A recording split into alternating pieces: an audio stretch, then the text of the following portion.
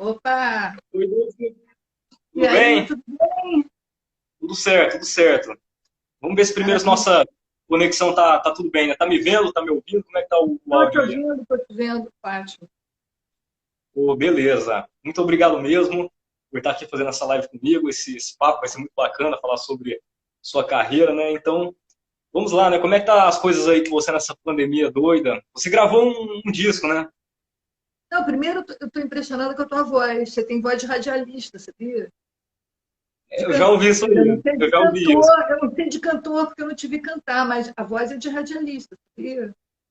Eu já ouvi isso de algumas pessoas, mas Já eu não falaram canto, isso? eu sou só das cordas mesmo, né? Guitarra, contrabaixo, eu Pois é, eu só toco. acabei de descobrir você que eu entrei no Instagram assim, para ver o teu perfil, né?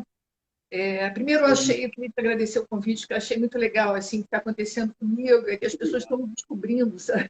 Depois de Uhum. anos, né? A geração nova Sim, que não me conhece mais, né? Assim, que não sabe muito o que eu faço. Na verdade, há muitos anos já, porque eu tenho uma carreira muito intermitente, enfim, fiz outras coisas também na vida, e aí as pessoas já não sabem muito, não ligam muito o nome na cara, não, não ligam muito a autoria também, não sabem as músicas que eu compus, que eu sou compositora também, que eu componho para outros artistas. Então fica tudo meio em pedaços, sabe? sim, O que sim. está acontecendo agora é muito legal e está coincidindo com um momento também muito especial para mim, né? Autoral e artístico, que as pessoas estão curiosas e é muito legal assim, essa geração nova está chegando assim, legal, está querendo conhecer, querendo escutar. E aí entrei no teu perfil para conhecer um pouquinho de você também e vi que você é louco pelos anos 80. Você, todas Gosto as muito. bandas, você tirou o sono de todo mundo, até a bruxa. Eu falei, onde é que você foi buscar a bruxa?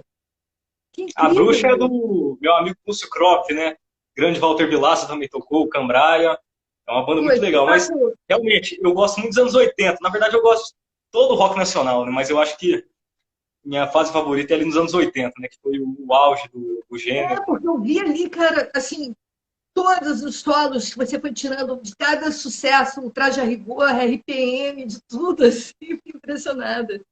Muito legal, Pois é. assim, porque essa troca, né, de geração, essa experiência. A gente começou assim, né, também, ninguém tocava muito bem, ninguém sabia muito fazer as coisas. Eu era bem amadora, assim, não era profissional da música, né? A gente estava experimentando tudo. O Ezequiel Neves que falava muito que a gente era muito verdinho, assim, tipo, que tinha uma coisa legal disso, assim, que era meio despretensioso, sabe?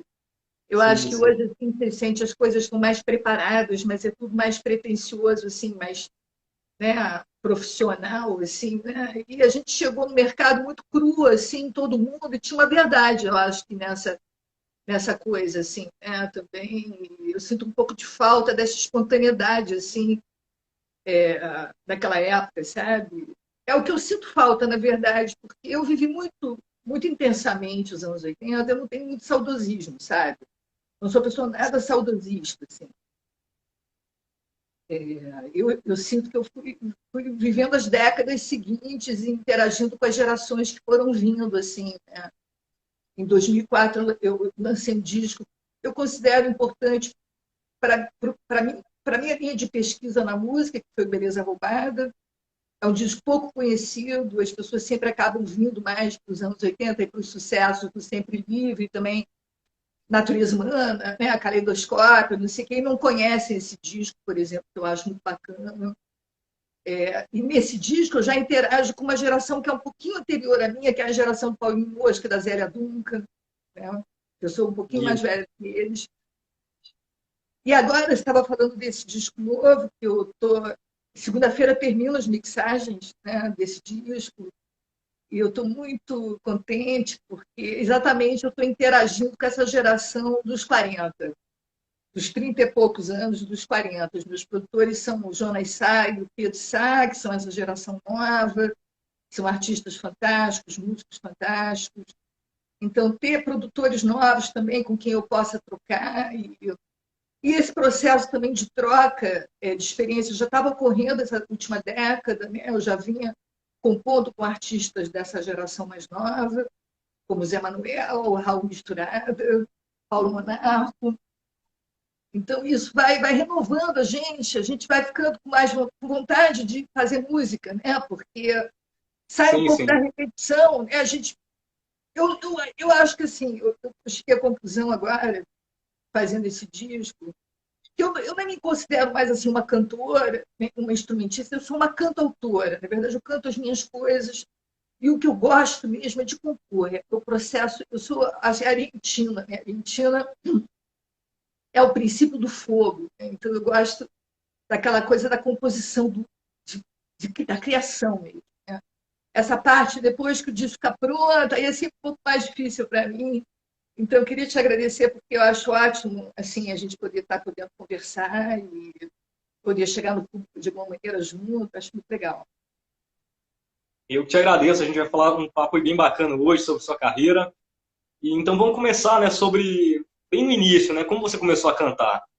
Foi desde pequena? Como é que foi? Começar a cantar, Não, na tocar, suas verdade, influências? cara, eu não tinha a menor intenção de ser cantora. Assim. Eu não tinha uma pretensão, eu não me preparei muito para isso. Né? Eu queria seguir a vida acadêmica, porque eu sempre gostei de filosofia, ciências sociais. Então, a primeira faculdade que eu fiz foi ciências sociais. Aí eu larguei meio pela metade, fui para a França, fazer uma viagem, acabei ficando um ano e pouco. E aí, quando eu voltei, fui para filosofia. E aí eu já estava meio. Era 82, o rock brasileiro estava começando assim no Rio de Janeiro, o primeiro movimento assim no Circo Voador. Cazuza tinha voltado da Califórnia, as bandas estavam se formando. Eu me lembro que o Bruno Fortunato, por exemplo, de Abelha, E de abelha. fez parte de uma banda comigo, o início de uma banda que acabou nem acontecendo, chamada Metralha Tcheca, que era com um mano maravilhoso, Mano Melo, poeta. E aí era o Bruno, eu, Mano, sabe? Então as bandas estavam se fazendo assim. E eu caí meio sempre por acaso.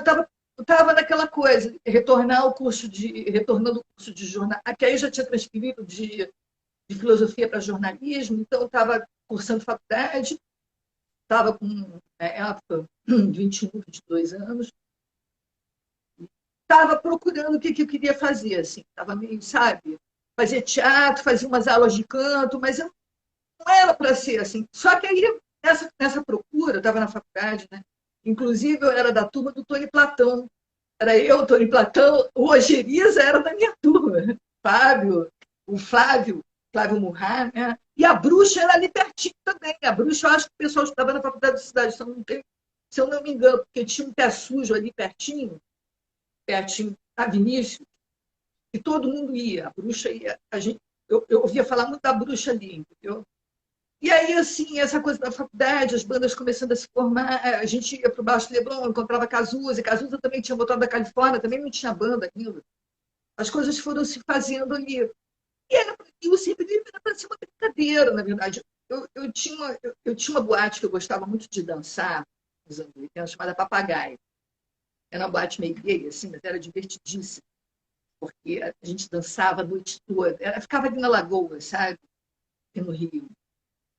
E aí eu tinha a Valéria, que era percussionista, e ela estava assim, a gente se conhecia da noite. Assim. E a Valéria, então, que me chamou, falou: Dulce, a gente está tendo uma audição de uma banda feminina, você não quer fazer um teste? Estão precisando de uma segunda voz. E aí eu fui, e aí tinha duas músicas. Uma era Roll Over Beethoven, uma versão em português, uma música do Chuck Berry, e a outra música, não estou me lembrando o que era, mas tinha essa, que era o Love Beethoven. E eu me lembro que tinham assim, cantoras, me lembro a Maru Chadinê, que é uma cantora fabulosa, antes de ir para os Estados Unidos, hoje ela está em Nova York, nos Estados Unidos. Era uma cantora fabulosa, tinham várias cantoras profissionais fazendo teste. E eu fui lá sem a menor pretensão de nada, na brincadeira mesmo, sabe? E aí eu Sim, sim. pulava aquela coisa, eu já era meio, né, fazia aquela coisa. E aí acabei entrando na banda. Mas a banda era assim, a gente ensaiava num estúdio chamado Nanico, ficava aqui no Catete. As meninas não tinham nem instrumento, era tudo emprestado. Eu pegava o carro do meu pai, botava os instrumentos emprestados, todo mundo dentro do carro, a gente ia para o estúdio, sabe? Aí, Sim, sim. a menina que era a cantora principal, não sei o quê, que começou a fazer contato com as gravadoras, não sei o quê, papapá, era a produtora e era a cantora principal. E aí, quando fizeram contato com o Marizinho Rocha, na época estava acho que na Poligram, quando fizeram contato com o Marizinho, aí um dia elas me chamaram, um dia do ensaio, eu cheguei lá e falaram para mim, olha, a gente vai assinar com a Poligram, mas a gente só pode ter uma cantora e não é você. Então eu fui dispensada. Aí eu me lembro que eu chorava, porque eu estava ali, levava todo mundo, não sei o que, eu me lembro voltar para casa chorando, não sei o que. Aí passou assim uns 2 meses, eu estava na Praia do PP, que a gente tinha muito ali em São Conrado, na Praia do PP. 2 meses depois, assim, já estava noutra, não sei o que, estava na faculdade. Aí estava na praia quando eu encontrei duas meninas, que eu não me lembro se foi a Lelete, não lembro quem, na praia. Assim. Elas falaram, Dulce, Dulce, vou encontrar você, não sei o quê, porque a gente mandou a cantora embora e a gente quer que você seja cantora. Olha que engraçado. Aí Pois eu falei, é. mesmo? Mas o seguinte, você tem que ir lá conhecer o Máriozinho. O Máriozinho era o produtor da Blitz também. Você tem que ir lá Sim. conhecer. Eu acho legal a gente contar essa história, é muito engraçada. Você tem que ir lá conhecer o Máriozinho. O Máriozinho estava na Poligram. Aí eu falei, eu tinha chegado de Paris, eu tinha um vestido do Pucci, que é um costureiro assim, psicodélico, todo cor-de-rosa da minha mãe, que eu peguei, umas meias cor-de-rosa, um sapato, salto alto, usava um cabelo Chanel assim, e fui lá conhecer o Máriozinho. Aí bati no estúdio, não sei o que, Máriozinho saiu do estúdio, olhou para mim e falei, tá contratado. Já foi logo assim, né? Eu não tinha nem escutado eu cantar, para você ver como é que eram as coisas naquela época. Aí eu Olha só. entrei, eu entrei para gravar o Sofri sem nunca ter entrado no estúdio para cantar nada, para gravar nada.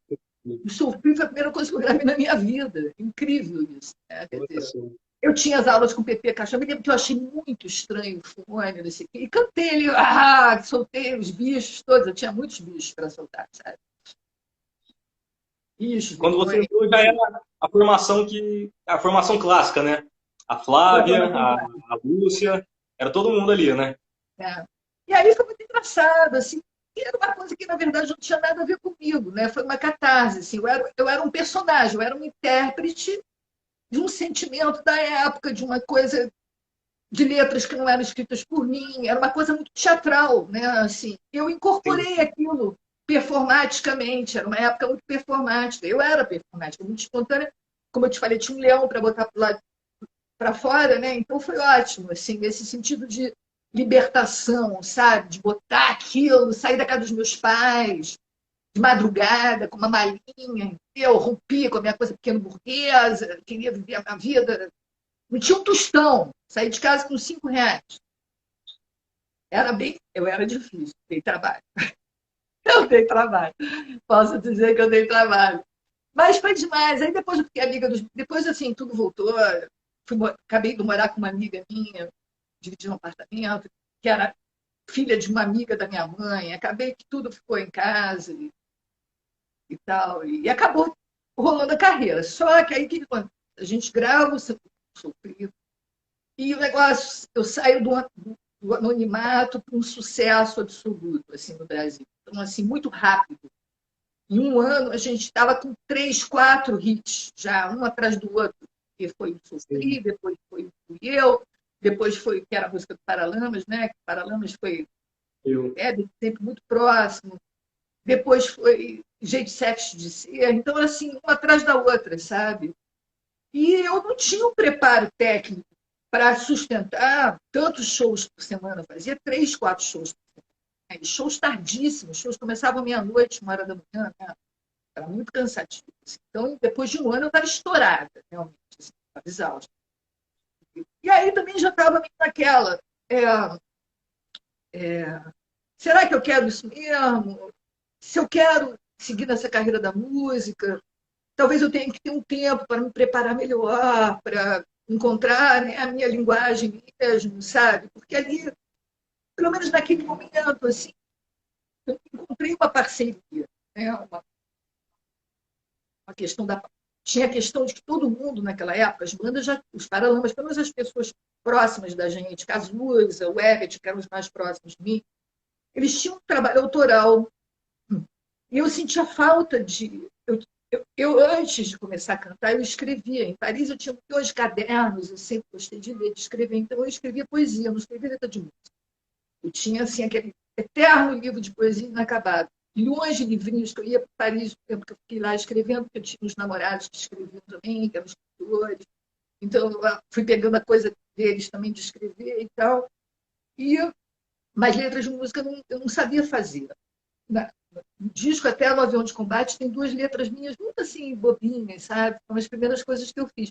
Mas eu tinha vontade, na verdade, eu tinha muita coisa para dizer. Esse leão que eu estou te falando que ficava aqui, na verdade, o que acontecia com a voz era o seguinte: o leão tinha que passar por aqui, mas eu não conseguia passar, então gritava que nem uma desesperada. Ele ficava entalado aqui. E aí, quer dizer, eu tive que aprender a ter um domínio todo dessa emoção, aprender uma técnica vocal para conseguir fazer terapia também, para conseguir fazer esse leão sair sem me arrebentar, porque acontece que eu também estava acabando com a minha voz, tanto que eu gritava, e, né, com shows também muito tarde, para aguentar fazer os shows a gente bebia muito, então era muito difícil, assim, realmente, estava esgotada. Né? Mas aí, então, houve toda essa busca. E o Délica, por exemplo, aí quando eu saí do Sempre Vivo, eu saí porque eu estava exausta. Estava literalmente, eu estava com a voz exausta, estava exausta emocionalmente. A prova que eu assinei com a EMI, eu falei, olha, Jorge, eu não quero gravar agora, assim, vamos dar uns 6 meses, eu preciso de um tempo para me recuperar, fiz aula de canto, fiz fono, para começar a encontrar uma coisa vocal, um outro registro.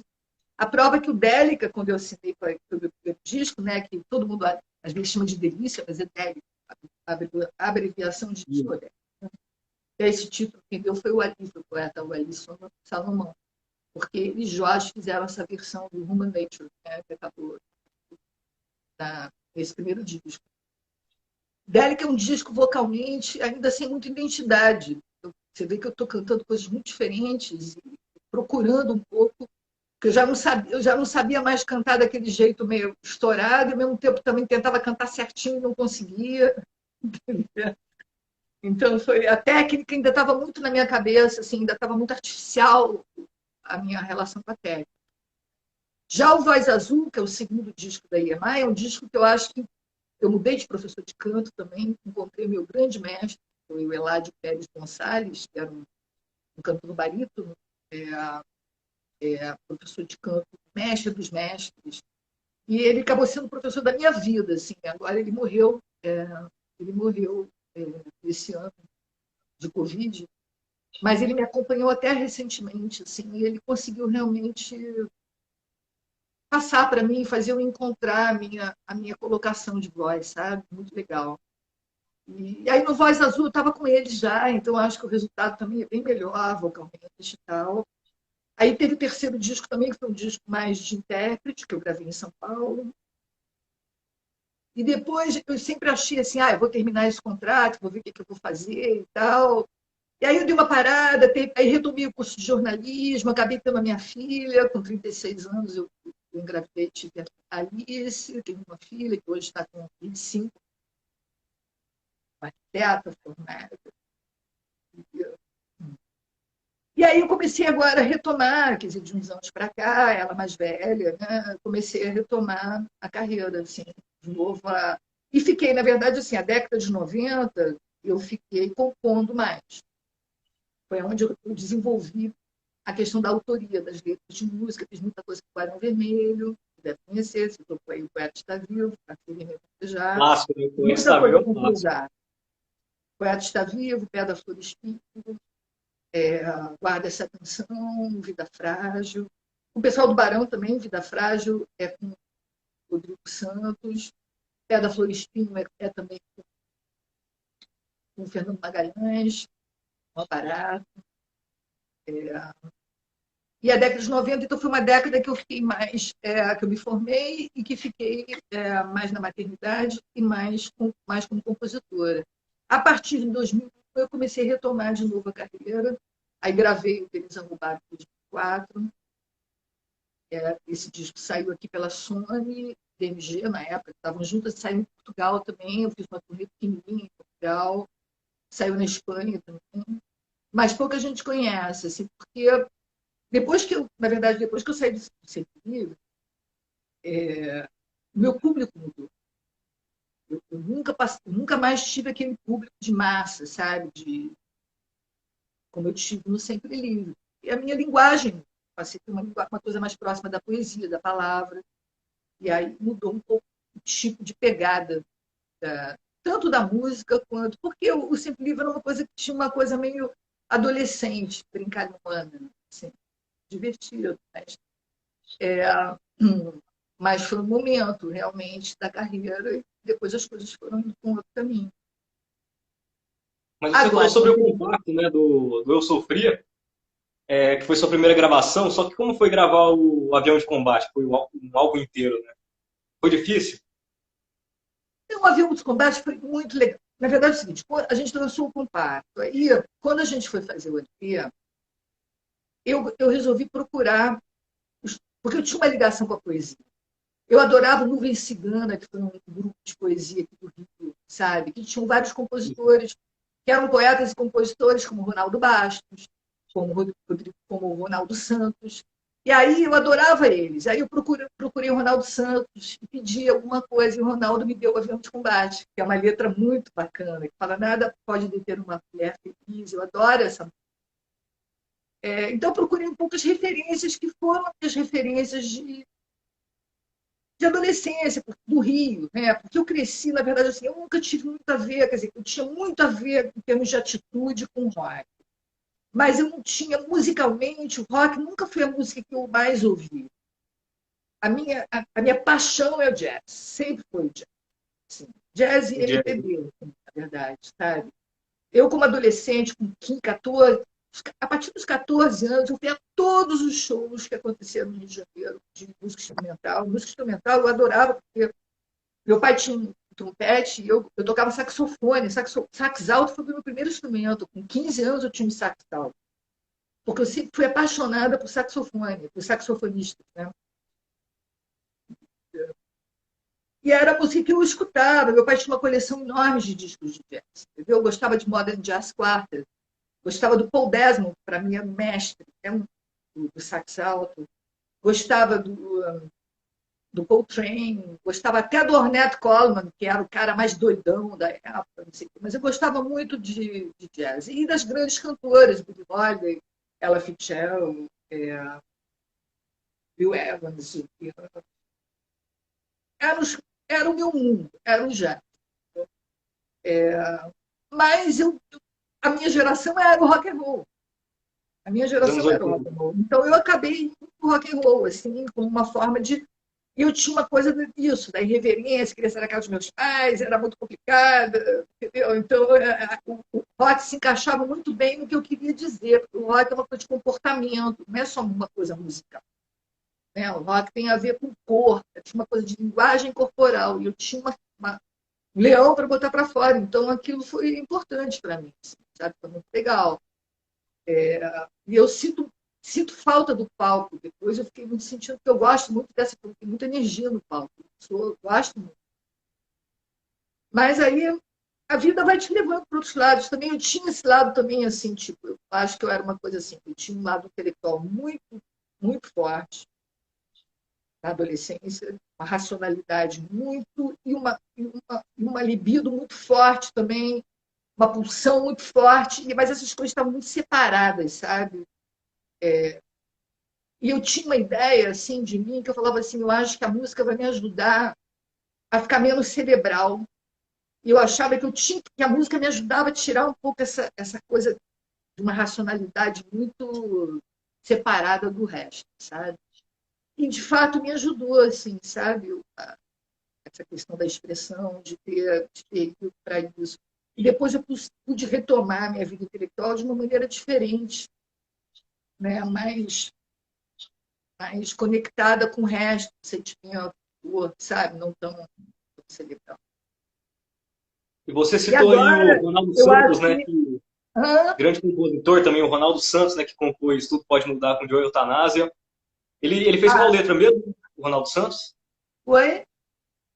Qual foi a letra que o Ronaldo fez? Eu me O esqueci agora. Ronaldo fez é, Nada pode deter uma mulher. Avião de combate, foi Avião de combate. E deu Pois é, o Ronaldo título. ele também É, compôs com o Joel Eutanásia, né? O Tudo Pode Mudar, do metrô, que o também fez muito Ronaldo sucesso. Pois é, o grande Ronaldo Santos. era um grupo que tinha o Chacal também, que é um poeta maravilhoso e tal. Eu adorava Olha, ele. Naquela época, sim, eu ia, né, para o Museu da Arte Moderna, as coisas aconteciam assim, sabe? Ia ver jazz, Vitor Assis Brasil, Hermeto Pascoal, no Museu de Arte Moderna. Aí tinha, assim, umas coisas, eu me lembro que eu fiz um negócio de trabalho de corpo no Museu de Arte Moderna, uma coisa bem década de 70, todo mundo se jogava no chão, rolava.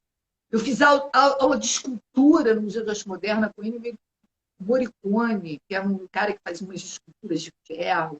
Era uma coisa muito doida. Eu estava procurando uma linguagem mesmo, assim, sabe, naquela época. Acabou sendo a música. Poderia ter sido outra coisa. Claro. Foi uma coisa que acabou acontecendo.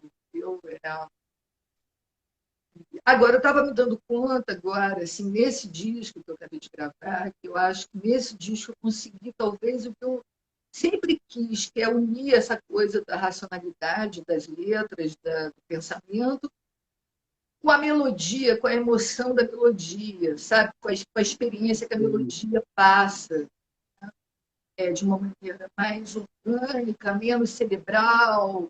Eu acho que isso tudo acho que está acontecendo comigo também, como pessoa, assim, sabe? Estou menos dura, entendeu? Assim, e agora vamos falar sobre sua saída do Sempre Livre, né? E o que você achou do caminho que a banda seguiu? Teve várias formações, né? eu estava vivendo um momento tão pessoal, meu, assim, logo que eu saí, como te falei, eu estava em um estaleiro. Aí depois eu fiz 3 discos seguidos, eu estava numa outra onda, sabe? Eu fiquei me sentindo um pouco de ter prejudicado as meninas, de ter saído num momento, eu fiquei sempre com um pouco de culpa, assim, de ter prejudicado, um pouco de ter saído num momento em que o sucesso estava muito grande, estava tudo sendo muito bom para todo mundo, No sabe? auge. Mas eu estava exausta, porque o vocalista era o que. Eu era muito a linha de frente, sabe? Fora ser a pessoa que cantava, eu ia buscar as canções, eu via a questão dos figurinos, das roupas. Eu era muito. Eu estava realmente muito esgotada. Então eu não tinha alternativa. Eu tinha que sair. Eu acho que outro dia, até faz pouco tempo, a Lelete, que mora nos Estados Unidos, a gente não falava há um tempão, ela entrou no Facebook, fez um comentário que ela não gostou muito do fato das meninas terem feito outras formações, acho que um negócio que não deveria ter tido. Não sei, sabe? Eu acho que as meninas gostavam tanto de tocar, a Flávia toca pra caramba, adora, entendeu? A A Lúcia adora. Flávia é a única integrante original, né? Do Sempre Livre, hoje em A dia. Flávia gosta tanto, é tão talentosa, sabe? Eu não tenho uma opinião sobre isso. Eu acho uma barata, inclusive, elas conseguiram, hoje, elas até há pouco tempo atrás, toda vez que elas se reúnem, elas enchem um Viva Rio, entendeu? Elas enchem um teatro que eu não encho. Elas têm um público que eu não tenho, entendeu? Assim, com as coisas do Sempre Livre. Então, eu acho que, assim, eu não tenho uma opinião, assim, a respeito do caminho que elas seguiram.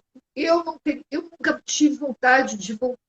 Eu tinha saudade delas, eu tinha vontade de entrar no estúdio e fazer uma brincadeira, mas eu nunca tive vontade de retomar isso, entende? Porque eu realmente Ah, sim. fui para um outro caminho. Assim. Até eu fiz uma versão do Fui Eu, um especial do Multishow dos anos 80, me chamaram. Eu fui, na verdade, a única mulher que participou desse especial lá em São Paulo. E aí eu fiz uma regravação do Fui Eu, uma versão diferente e tal, porque eu achava que era uma música menos datada. Eu achava o repertório do Sepulveda muito datado. Eu, assim, daquela época mesmo. Sofrer é a cara daquela época. Né? Assim, então, Sim. nunca foi coisas que eu me sentia assim, com 40, com 50 anos, agora com 61, cantando eu sofria. Eu acho que é uma coisa muito adolescente, assim, entendeu? Assim, não cabe muito para a minha vida, o que eu sinto agora. Eu não tenho saudosismo disso. E até porque eu sou uma compositora, então eu tenho vontade de dizer outras coisas, de interagir com outras gerações, de trocar, porque quando a gente compõe com novos autores, de gerações novas, a gente aprende muito. Eu agora estou compondo com alguns autores muito interessantes, alguns artistas que são estupendos, assim como Raul Misturada, por exemplo, que é um artista pernambucano, residente em São Paulo, que é um artista completo, assim, um músico espetacular, um violonista espetacular, né? Um artista completo. Zé Manuel, por exemplo, que eu conheci também há uns anos atrás, tem uma música comigo nesse disco, linda, chamada Arte Não É uma Jovem Mulher. O Zé é um monstro, entendeu? É um grande mestre do piano. Já nasceu, sabe, clássico. Paulo Monarco, que é de Mato Grosso também, para mim. Paulo Monarco é uma mistura assim, tipo de Caetano, Raul Seixas, CT Espíndola, Vanguarda Paulista, um cara, sabe?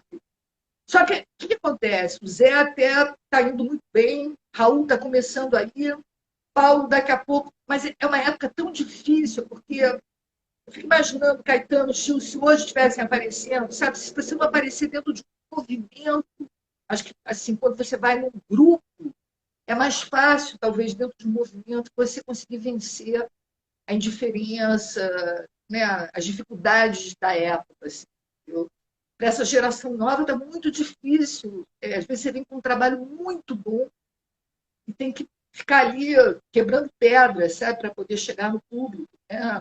Por isso que também esse trabalho que você está fazendo, de entrevistar as pessoas, de conversar, eu tenho vindo muito aqui, agora eu estou aceitando, todo mundo me convidando, eu vou, porque eu acho que a gente vai conversando, a gente vai tecendo esse fio, sabe, do tempo, da história entre gerações, e essa troca é que vai construindo outras possibilidades, porque senão a gente fica preso dentro dessa armadilha dos algoritmos, dessa indústria de grandes, do sertanejo, do axé, ou do, sei lá, do funk. E eu acho que são gêneros musicais que merecem ter seu público, merecem seu lugar, entendeu? O que é muito ruim é quando fica uma coisa de monocultura, né? Você só tem aquilo, e não tem espaço mais para nada. Né? Isso é muito chato. Perguntaram aqui nos comentários aqui sobre se pode rolar uma reunião do Sempre Livre, da formação original, né, que gravou o Avião de Combate. Você não pensa nisso, né? De jeito. Você não pensa em uma reunião do Sempre Nunca Livre? pensei, nunca pensei. Foi o que eu te falei, eu não tenho nenhuma vontade de cantar esse repertório, não tenho nenhuma vontade de Sim. voltar nessa época. Para mim, eu até recentemente tive uma briga com um colega meu dos anos 80, que fez uma música que eu achei uma coisa de um pop, porque assim, isso tudo que você gosta, que eu vejo na tua página do Instagram, é muito legal, mas é um pop datado, é um pop com música, é um estilo musical meio esgotado, eu acho. Aquilo ali, entendeu? Eu não vejo. Eu espero que você. Porque assim, eu acho que quando você gosta muito de uma coisa, você copia. O Ebert, por exemplo, ele adorava Police. Quando ele começou a tocar, ele adorava Police. Então ele copiava mesmo o barulho, tudo era meio Police, entendeu? É verdade. Parei para pensar que é verdade. Você começa a copiar aquelas coisas que você gosta, e a partir dessa cópia, como você não consegue fazer igual, acaba ficando uma coisa diferente. E aí você começa a encontrar o teu estilo, a tua forma. Todo mundo é assim na escritura, na poesia, em tudo, entendeu? Você dialogar com outros artistas, você copiar, você aprender a tocar as músicas como você está aprendendo. Então, eu acho legal que você aprenda isso tudo, mas não para você ficar nesse lugar, para você desenvolver alguma coisa a partir daí, como linguagem. Se você conseguir pegar isso aí e levar isso para um outro lugar, eu acho interessante, entendeu? Mas eu acho o pop, de certa maneira, a linguagem pop, um pouco esgotada, assim, no sentido geral, sabe? Eu acho. Eu conversei um pouco com esse meu amigo, porque ele fez um lançamento e eu não gostei. Eu falei, olha, eu não acho que isso é bom para você, eu não acho que essa música é uma música... Assim, acho que são muitos clichês, é cheio de clichês, cheio de lugares comuns, entendeu? Assim, eu acho que a música evoluiu tanto, você tem o hip hop agora, eu adoro o hip hop, adoro, entendeu? Você tem tantas coisas, o hip hop, por exemplo, faz tantas fusões com ritmos diferentes, com linguagens diferentes, entendeu? Então, assim, você tem tanta coisa interessante na música, da nova MPB, você tem uma nova MPB aí, pega todas essas referências de MPB, mistura. Porque na minha época, o que acontecia? A gente tinha, assim, a MPB tradicional e o rock.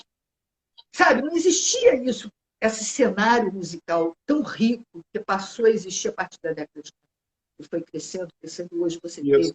você teve Mangue Beat, Estação Zumbi, toda essa zona maravilhosa, entendeu? Então, não tinha isso, sabe? Não tinha. Eram mundos muito diferentes, entendeu? Assim, quando aconteceu do primeiro Rock in Rio, aconteceu aqui, ou mesmo quando eu fui gravar os meus discos na EMI, você não tinha técnicos para gravar guitarra. As pessoas não sabiam gravar as coisas, entendeu? Uma guitarra. Por que aconteceu? A nossa geração é aquela coisa, eu ouvia na época, por exemplo, a referência era dos Paralamas era muito o Police. Eu gostava muito do Style Concert, do Everything But The Girl, que eram os grupos ingleses que estavam fazendo uma espécie de new bossa. Você vê como é engraçado, né? Eles vinham buscar a bossa nova e faziam uma coisa diferente, né? Com sotaque inglês. Eles queriam imitar, mas não sabiam que a bossa ficava uma coisa também do jeito deles. Aí a gente ia lá, ouvia a new bossa e era legal, porque a gente já tinha uma sonoridade também da música internacional, da música jovem, entendeu?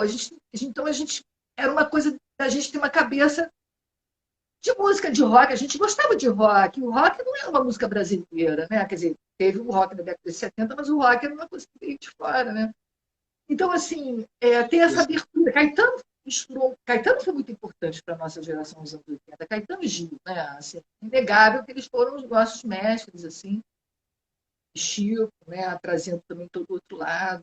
Então, é, mas essas coisas eram muito separadas e você não tinha produtores de música rock pop, você não tinha engenheiros de som, você não tinha nada. Os meninos contam no Rock in Rio, né, no primeiro Rock in Rio, um horror, porque a gente tinha uma inferioridade técnica, assim, entendeu? Que era um absurdo, sabe? Aí deu aquela caramba, sabe? Porque todo mundo se deu conta que a gente, entendeu? Os caras vieram, queriam um rolo compressor, assim, sabe?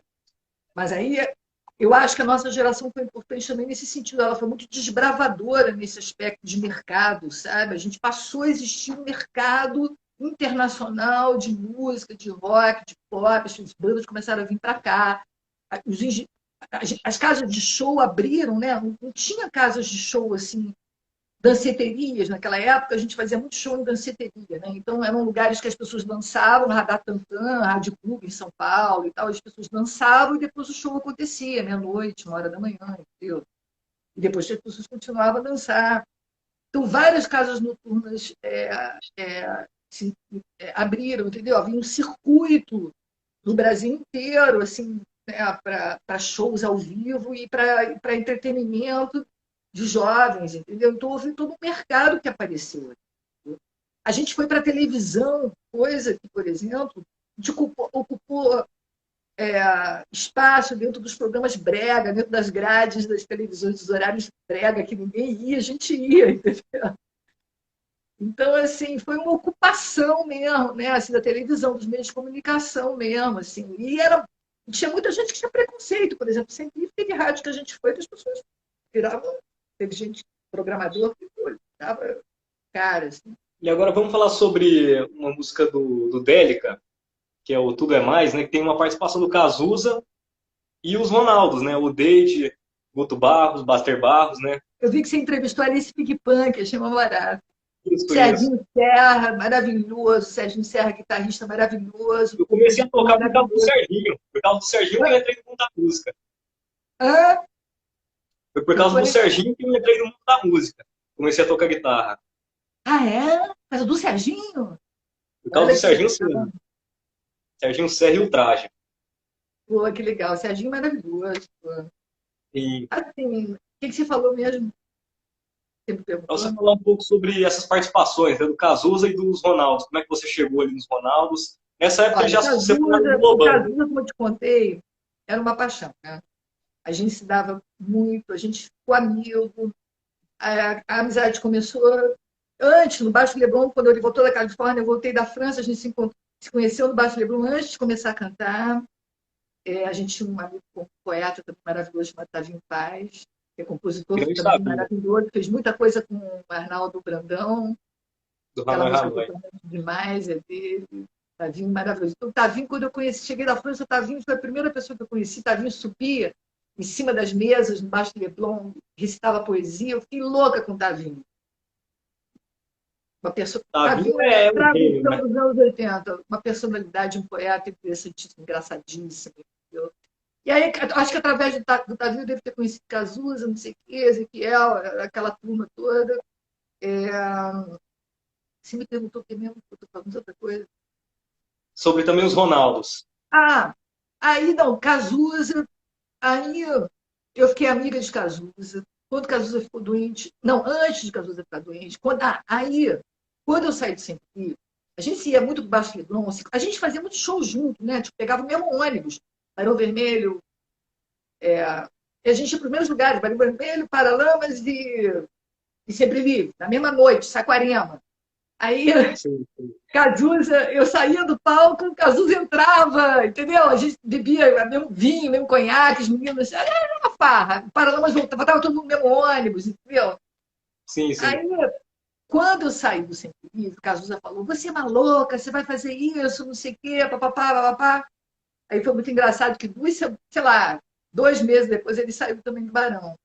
E aí, quando eu fui É, gravar meu primeiro disco na EMI, eu chamei ele para gravar comigo uma música, que na época tinham 2 compositores que eu adorava, que na verdade eu conhecia, assim, eu era muito aberta, as pessoas me mandavam músicas e eu ouvia, entendeu? A pessoa mandava uma música, se eu gostava, eu gravava. Então eu conheci o Aldo Meola e o Beto Fai, que me deram Tudo é Mais, que era muito irreverente essa música, não sei o quê. Eu chamei o Cazuza para gravar comigo. Então o Cazuza gravou essa canção comigo, e é muito engraçada a história dessa música, porque eu fiquei esperando horas no estúdio da Sony. E o Cazuza não chegava, eu ficando bêbado, ficando bêbado, ficando bêbado. Aí o Cazuza chegou, eu já estava, não sei o que, a gente gravou a música, não sei o que. Aí depois, quando eu ouvi, eu estava tão over. Eu estava overacting, assim, sabe? Estava um horror. Eu falei, não. Aí eu fui lá, gravei uma outra voz e botei só o pedacinho, assim, diálogo final da gente. Porque eu cantava um pedaço da frase, eu cantava um pedaço da música, e no final a gente fazia um ping-pong, né? Aí o ping-pong é tão over também, mas pelo menos era só no ping-pong. Mas aí eu troquei a voz, e depois passou um tempo, ele brigou comigo. Você foi lá, trocou a voz, não sei o quê, papapá. Eu falei, não dava, Cazuza. Tava péssimo, não sei o quê. Aí passou um tempo, um dia, a gente riu pra caramba, porque ele falou assim, Dulce, eu fiz a mesma coisa com o Luiz Melodia. Gravou com o Luiz Melodia também um duo, depois ele foi lá, não ficou bom, ele botou outra voz, sabe? Cazuza foi assim. Mas aí acontece o seguinte, eu tinha um problema, eu não sabia como é que eu ia juntar tantas ideias musicais, porque não tinha produtores, entendeu? Assim, eu não sabia o que eu ia fazer no tempo. Então eu resolvi chamar os meus colegas, os colegas das bandas, que eram artistas e músicos, para me ajudar a produzir os discos, assim, a fazer os arranjos, a tocarem. Foi uma maneira que eu encontrei da coisa não ficar careta, porque na época era assim, você chamava os músicos contratados, que eram os guigueiros. Você chamava guigueira, que era, o que é guigueiro? Aquele cara que, entendeu? Vai lá ganhar uma grana para tocar ali naquele teu disco. Entendeu? Mas ele não tem envolvimento, muitas vezes, com o artista, não conhece você não conhece o trabalho dele, não ouve a música antes, ele chega lá em cima da hora para take the money and run, entendeu? E aí era muito sim, assim. sim. E aí, quando era assim, as coisas saíam óbvio. Você botava 4, 5 músicos no estúdio, saía que era feijão com arroz. A gente estava querendo experimentar essa mistura de linguagens né, do rock, pop. O pop é uma mistura de. O pop, na verdade, é uma incorporação de estilos como o blues, o jazz, o reggae. Né? A gente vai pegando esses elementos e mistura ali, bota uma guitarrinha que é mais assim, a bateria mais assado, entendeu? Fica uma coisa meio híbrida. Até por isso tem gente que não gosta, porque dilui um pouco, até às vezes, as referências. Né? Mas aí eu não queria cair nesse lugar. Entendeu? Por isso que é, é, quando fui gravar na Yamaha, eu falei, Jorge, que era o diretor artístico na época, falei, Jorge Davis, né? Eu me preocupo muito com o produtor, sabe? Com o produtor produtor que realmente, na época, só tinha o Liminha. Era o único produtor assim, mais pop, sabe, de rock, assim, que pegava a geração. Mas eu não conhecia o Liminha. O Liminha era mais a turma da Warner, eu estava na EMI. Isso Aí aí.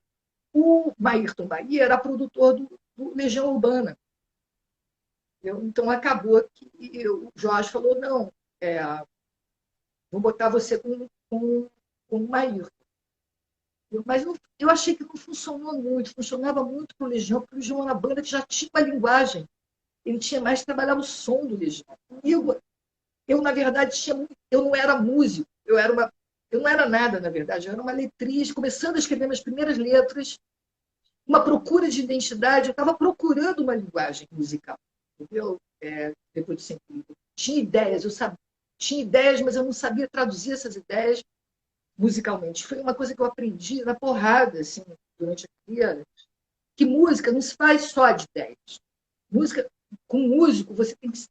Ou você toca o que você quer que ele toque, ou você escreve. Porque nem todo músico tem uma formação assim, uma formação, sabe, interdisciplinar.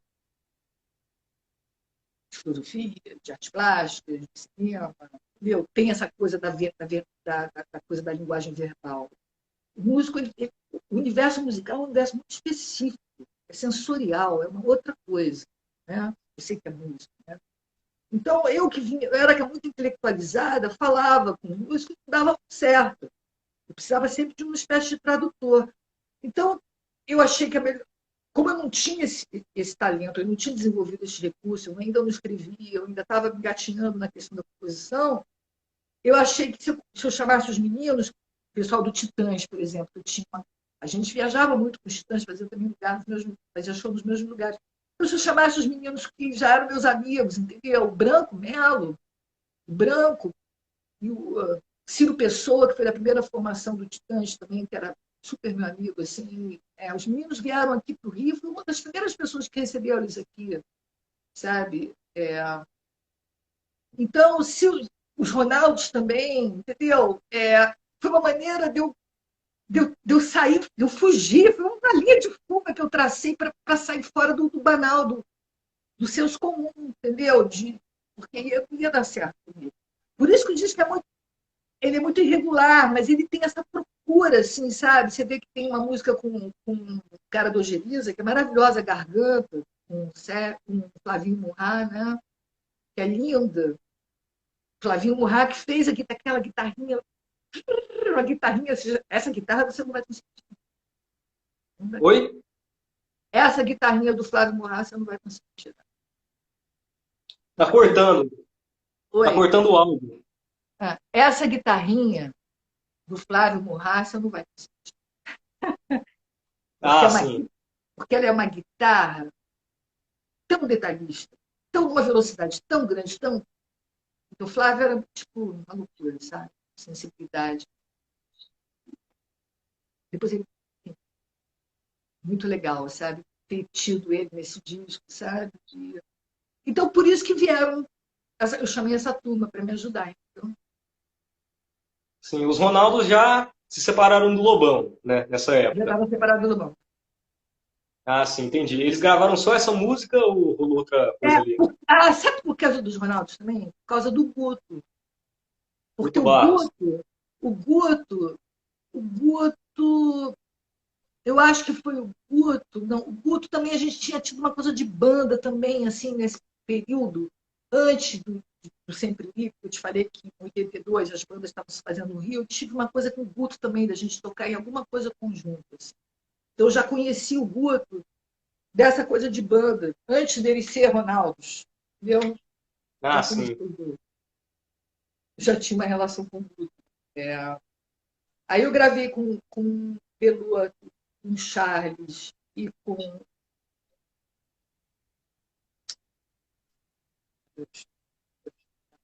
que a gente fez o Diferente. Gravei com os Ronaldos. Teve João Donato nesse disco também, que é lindo. João Donato estava numa fase assim, muito meio ostracismo, assim, sabe? Foi quando eu conheci o João, fui na casa dele, e a gente. Muito legal. Assim. Aí o Maírton chamou o João fez um piano maravilhoso, arranjos lindos para 2 músicas. Isso foi o Délica, muito legal. Mas eu acho o Délica um disco ainda, um disco irregular, mas muito assim, de muito experimental, né? As ideias estavam ali. Aí teve 2 pessoas também maravilhosas, Délica, que são as irmãs Niemeyer, né? Claudinha Niemeyer e Betinha Niemeyer. 2 Sou muito instrumentistas fã da Cláudia. espetaculares. Você conhece? Conhece a Sou Cláudia? muito fã dela. A Sou muito Cláudia fã. hoje toca de mulher, guitarrista e baixista. A Cláudia é uma das maiores do Brasil. A Cláudia Toca na Blitz. tocou com a Rita há muito tempo, né? Isso. Gangue E é uma 90. instrumentista maravilhosa. Eu sou louca pela Cláudia. Eu fiquei muito amiga da Cláudia. E a gente fez Délica juntas no estúdio dela, o arranjo é todo dela. Ela fez tudo, fez aquela guitarra, tocou baixo, a Cláudia é baixista, guitarrista. Ela tocou violão, tocou baixo, tocou guitarra, fez aquele arranjo todo do Délica, maluco, tem aquela introdução maravilhosa, meio Jimi Hendrix. Foi Boa Claudinha demais. Maia, Quero maravilhosa. muito entrevistar a Cláudia um dia. Pô, ela tocou na Gangue, hoje em dia tá na Blitz, né? Uma Ela é super baixista, maravilhosa. realmente. Cláudia é a história do rock, da feminina, a Cláudia é uma super importante. Assim. É isso aí, pois é. Você podia fazer uma entrevista com a Cláudia, hein, Patrícia? Pô, eu queria muito, eu quero muito entrevistar a Cláudia.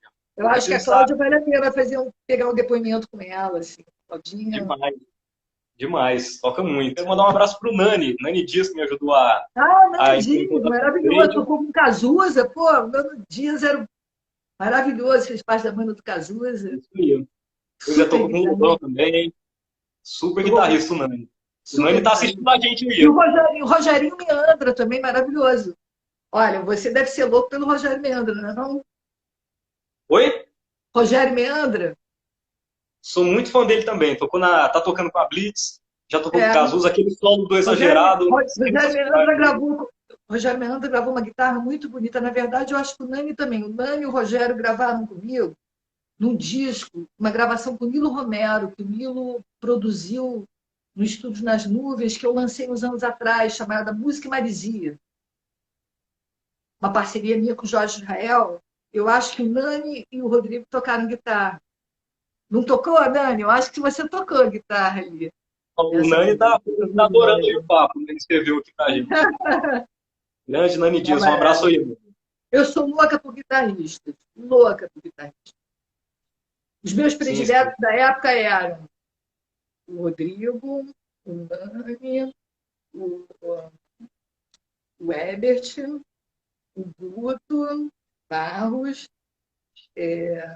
Peloto também eu sempre gostei, achei aquelas coisinhas que o Peloto faz muito elegantes, sempre elegantes. Frejá, quase. Roberto Frejá, a Leviar. gente fala, né? Dá até uma concurso. E o Luiz Sérgio Carlini, que é meu parceiro maravilhoso, que gravou Púrpura comigo, que é um monstro, né? Fez parte do meu DVD, gravou comigo, tocou Poeta Está Vivo, a gente fez uma versão. Fernando Magalhães, que eu conheci já, hoje é um monstro, né? Mas guitarristas são uma paixão. O Nani E falou olha, eu vou te dizer, é que ainda muito não difícil. gravou, que Olha, eu ainda vou vai te dizer gravar com uma coisa. você. Ele ainda quer. Há uns anos atrás, eu fui, assim, tentar fazer alguns showzinhos, já faz uns anos, sabe? Aí pegava assim, uma garotada, às vezes um músico novo para tocar comigo, não dava certo, sabe? Porque não sabe tirar um som. O cara dessa pedaleira digital, o som fica tudo para dentro, fica tudo uma coisa para dentro, não sabe tirar um som daquele. Como aquilo é uma coisa de uma época, aquele som, sabe? Do analógico, da guitarra mesmo, daquela Stratocaster, né? Aquele som de guitarra daquela época é uma coisa tão bonita. O Música e Marisia, você já ouviu essa gravação? Você tem que ouvir essa Marizia, já, eu acho que eu gravação. já ouvi. Já ouvi, acho que já ouvi. Essa gravação dessa música, a gente mixou, eu e o Walter Costa, quando eu lancei o Música e Marisia, há uns anos atrás, porque esse disco Música e Marisia, que acabou ficando vinil, foi um disco de gravações da década de 90, que é uma espécie de inéditas e dispersas. Foram gravações que eu fiz e que estavam por aí, não tinham sido lançadas. A gente reuniu tudo num vinil, num disco chamado Música e Marisia. E essa fita, Música Marisia, foi uma gravação que estava no analógico, naquela fita de couro, gravada nas nuvens, que eu tive que recuperar essa fita, soltar, porque ela estava cheia de fungo, soltar essa fita toda, digitalizar essa fita toda. E eu e o Walter entramos 17 anos depois no estúdio para mixar essa. E foi engraçado que isso ia sair, quem estava me ajudando era um selo lá de Belém, chamado do Léo Bittar, meu querido Léo, chamado Discos ao Léo, foi o Léo, Discos ao Léo que fez esse vinil. E o Léo até indicou um técnico de som lá, eu não conseguia mixar, não conseguia ouvir o som daquela época. É um som muito específico, assim, sabe? E aí o Walter, a gente ficou ali 5, 6 horas, a gente mixou essa música, eu ouço aquelas guitarras, eu falo, meu Deus, que coisa maravilhosa. São coisas que é difícil de ensinar, sabia? É como você ensinar Kate Richards, sabe? Sim, O riff do Kate Richards, tocar aquilo, cara, tem que ter, tem que ter a pegada, o veneno, sabe? E não é uma coisa que você escreve na partitura, sabe? sim, sim. Não é. Pô, demais, demais. Mas qual que é o seu álbum favorito? Você gravou solo? É o Voz Azul. Sim. Esse é o seu Solo, favorito? nos discos da EMI é o Voz Azul. Mas eu posso dizer que eu não sei se todo trabalho que a gente termina, a gente fica com essa sensação, sabe? Mas eu tenho a sensação de ter feito agora o meu melhor disco, o mais maduro, sabe? Assim, da carreira toda. E aquele que eu acho que eu estou mais inteira, no sentido assim, como cantora, como compositora. É um disco em que eu fiz música também, porque eu sempre fui mais letrista. E nesse, mas nos últimos anos eu fiquei com mais necessidade de fazer a música também, porque eu fui sentindo que, dependendo para quem eu dava letra, a coisa ficava totalmente diferente, sabe? E quando eu comecei a experimentar realmente, eu mesma fazia, acho que é uma maturidade, uma conversa comigo mesma, uma escuta que foi ficando mais refinada. Eu acho que o equilíbrio também disso que eu estava te falando entre a emoção e a racionalidade, entre o pensamento, entre a poesia e a música, tudo isso eu acho que eu encontrei nesse disco. E encontrei os produtores também, porque eu acho que as gerações tiveram que vir, a gente teve que formar novos produtores. E aí eu acho que eu encontrei no Jonas Sá e no Pedro Sá essa escuta. Também não foi fácil, porque ainda mais num período de pandemia, né, você fazer um disco à distância, a gente teve alguns poucos encontros. Vamos nos encontrar agora segunda-feira para terminar as mixagens, né? Mas por quê? Porque eles têm uma formação. O Pedro Sá tocou com o Caetano, foi da banda C do Caetano no tempo. É um músico sensibilérrimo, sabe? Toca baixo, toca guitarra. E tem uma formação de MPB. Ele é João Gilberto, mas ele também tem a pegada de guitarra, sabe? De Hendrix, de John Lennon, entendeu? Então ele é um cara que tem as duas coisas, tem as duas formações, o que é uma coisa difícil, sabe? E ele, então ele foi um intérprete perfeito, assim, no sentido de ser uma pessoa que eu pego no violão e passo para ele as minhas ideias, ele pegou de uma maneira muito natural, muito fácil, uma escuta, uma comunicação muito fácil. E Jonas, como produtor, que é um artista, antes de tudo, fantástico, né? Para mim, um dos melhores letristas dessa nova geração é Jonas, tá? E uma voz lindíssima também, né? Como intérprete, também como artista. Os discos do Jonas são espetaculares, são obras-primas, assim, coisas lindas, como Liberdade, para mim, uma das músicas mais lindas compostas por essa geração. Assim. Isso tem a ver com. Eu me lembrei muito do Délica, sabe? Porque no Délica, e no Voz Azul também, no Voz Azul, por exemplo, eu tive 3 produtoras. Foi o Maírton, do primeiro disco, foi o Ebert e foi o Celso Fonseca, que hoje tem uma carreira belíssima, né? Guitarrista, começou a carreira como guitarrista, depois foi como compositor, depois se tornou cantor, né? E tem uma carreira belíssima. Então, assim, trabalhar com artistas é muito bom, porque a gente, sabe, fala a mesma língua. É mais fácil, músicos que são artistas, entendeu? Para mim, serem produtores é mais fácil. Mas eu também já cheguei muito mais pronta do que antigamente, sabe? Quer dizer, hoje eu acho que hoje eu cheguei, gravei todas as músicas no violão, elas todas estavam cifradas, já na tonalidade próxima do que seria gravado. Eu mais ou menos sabia o que eu queria, eu já sabia como queria fazer o disco. Eu sabia muito, sabe, o que eu queria. E toda vez que a coisa ia para um lado, eu, não, vamos para cá, vamos para cá, vamos para cá. Eu acho que eu sabia e eu sabia fazer. Eu sabia dizer para eles como que eu queria, e eles escutaram. Então a coisa ficou muito mais próxima de mim. Acho que eu ficou mais forte por causa disso. Entendeu? E agora o pessoal tava na outra live, o pessoal tava perguntando sobre o disco novo, né?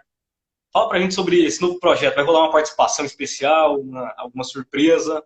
Quem são os músicos Olha, que olha, estão não, na tocando? verdade, sim, a gente acabou fazendo um disco super minimalista, assim, quase tudo quem toca é o Jonas e Pedro, né? Mas tem algumas participações, tem o Jaquim Morelenbaum, que tocou um cello, numa música, tem Marcelo Costa, que tocou uma vassourinha, também uma música, tem o Zé Manuel, que tocou piano, você conhece o Zé Manuel? Zé Manuel, eu já ouvi falar dele, eu já ouvi falar. Até Ele o Daniel, não é roqueiro, falou não é aqui, roqueiro, não é dos anos 80, mas é um gênio da música eu ouvi pernambucana, falar. petrolina, do piano, tem uma formação erudita, é um gênio. Zé Manuel, a gente tem uma parceria linda chamada Arte da Jovem Mulher, e tem uma música muito doida chamada Amor Profano, com o Arthur Cans, que é um baterista do Pará, tem um grupo chamado Estrobo. O Arthur me mandou uma base eletrônica, eu fiz uma maluquice lá com ele. Então, são essas duas parcerias, mas o resto tudo autoral são músicas minhas, são 11 músicas. Boa demais. Lúcia, obrigado, tá, pelo papo. Foi muito legal aí falar sobre sua carreira, sobre esse novo projeto aí. Quando vai sair? Tem uma data aí para sair? Pois é, esse é o drama agora. Quer dizer, como a gente vai terminando as mixagens segunda-feira, eu estou aguardando a capa. Eu queria ver se eu lançava pelo menos um single chamado Vagalumes Fugidios, que é a música que abre, não é que abre o disco, é a segunda, mas é o single. Eu Sim. queria ver se eu consigo lançar esse single até a final de outubro, no máximo. Assim. Mas não tenho certeza, vou tentar. Mas o disco eu estou pensando mais para o ano que vem, porque não adianta você também jogar assim, as coisas de qualquer maneira. Né? Então tem que ser devagar, ainda falta masterização, falta capa, falta tudo o resto. Mas eu acho que ter terminado foi importante, porque foi muito difícil assim, fazer um disco nesse momento. Até porque você não acha que você vai viver, né? Assim, você tem medo de morrer, você tem medo que morram as pessoas do teu lado, você tem medo de tudo, né? Você não sabe nada. A gente ficou sem possibilidade de pensar o futuro. A gente ficou com um presente imediato ali, sem saber como é que a gente ia sobreviver a cada dia, né? Então, assim, difícil assim fazer um disco pensando assim. Quando eu terminei de botar as vozes, eu falei, ai meu Deus do céu, pelo menos as vozes já estão gravadas. Agora, então as mix, ai meu Deus, agora já está mixado. Então agora já está mixado, já está aí, já nasceu. Né? Quer dizer, falta pouco. Mas no início foi difícil a gente achar que, como é que. A gente não sabia se conseguir terminar. Né? Eu tenho 61 anos, né? Todo mundo morrendo. Falei, pô. E por incrível que pareça, agora, nas últimas semanas, a minha filha pegou Covid, o namorado pegou Covid, todo mundo pegou Covid. E eu não peguei.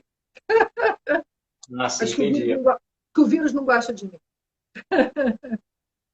Pô, mas foi muito legal e em outubro pelo menos tem um single então para sair, né? Acho que sim, acho que sim. Vou fazer tudo para que sim. Pô, legal, então vamos ficar ligado aí, pessoal, que em breve sai esse single aí. Eu tô ansioso para ouvir. Tô vendo que tem bastante gente aí falando que também tá ansiosa para ouvir esse single. E muito obrigado mesmo pelo papo, tá, Dulce? Foi muito Pô, gente, bacana. obrigada e obrigada pela audiência e pela presença de vocês. Boa noite. Até breve. Tchau, Boa obrigada a noite, você. Dulce. Tchau. Valeu. Tchau.